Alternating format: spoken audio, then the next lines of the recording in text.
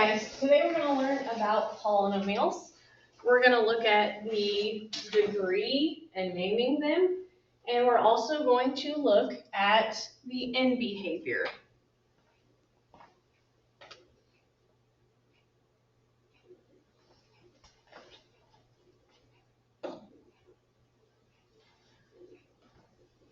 Okay, so this is the chart we're mainly going to use. We name polynomials by degree, which is just the highest exponent, and number of terms. So in the first one, let's put it in order.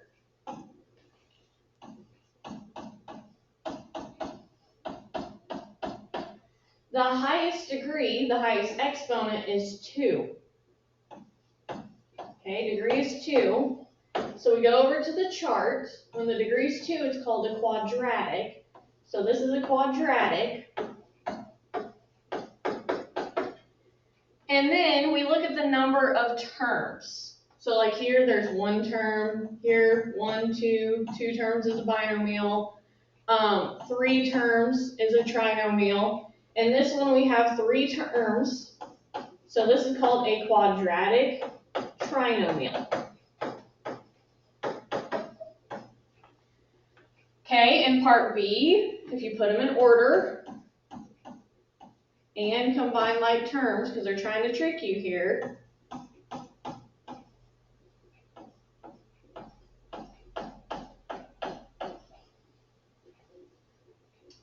Okay, the highest degree is 4, so it's called a quartic.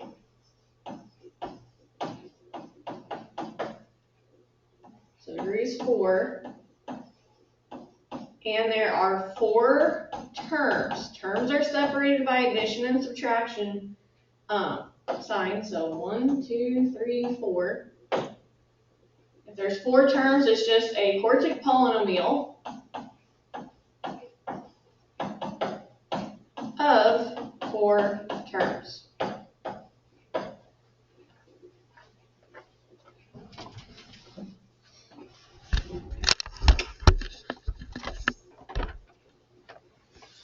Okay, the next one, the degree 0. This is a constant. So this is a constant. And there's 1 term, so it's a monomial. Okay, the next one, 3x. There's an imaginary 1 here. You only have a degree if you have a variable. Over here on C, we didn't have a variable, so the degree is 0. So the degree is 1, and we have 1 term. So this is a linear monomial. Okay, so this is how you name polynomials. On the next page, we're going to talk about end behavior. Okay, end behavior. We talk about the direction. So when I say up and up, arrows look like this. When I say down and down, it's going to look like this. Oops, that's the wrong one. Like this one would be down and down. Arrows are both going to go down. When I say down and then up, it's going to change. So the bottom arrow is going to go down, top arrow is going to go up, and then up and down looks like this. Okay, so to figure out the end behavior, if A is positive, it's up and up. If A is negative and even, okay, exponent is even.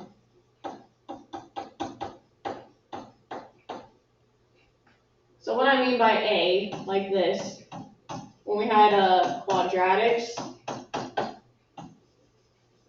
A is your leading coefficient. Okay, if the leading coefficient is positive and the exponent's even, it's up and up. If we had something like this, and A was negative, we have an odd exponent. It's negative, it'd be up and down. So let's run through some examples. Consider the leading term of each polynomial function. What is the end behavior of the graph? Check your answer with a graphing calculator. So guys, on the homework, you can plug these into Desmos to check. So the first one, look at the leading coefficient. 4 is positive, and the exponent, 3, is an odd number.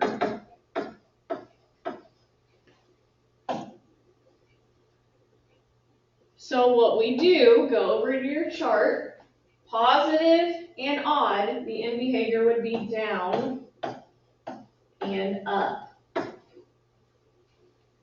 So that could be written like this: as x approaches negative infinity, f of x approaches negative infinity. So if you think about a graph, this is x, this is y. This would be negative infinity on the x side, positive infinity on the x side, positive infinity on the y side, negative infinity on the y side. Then, as x approaches positive infinity, f of x approaches positive infinity. So on the homework, the answer key is going to look like this. I will take down and up. Okay, part B. Look at your coefficient and your highest exponent. Exponent's 4, so this is even, and it's negative. Negative and even is down and down.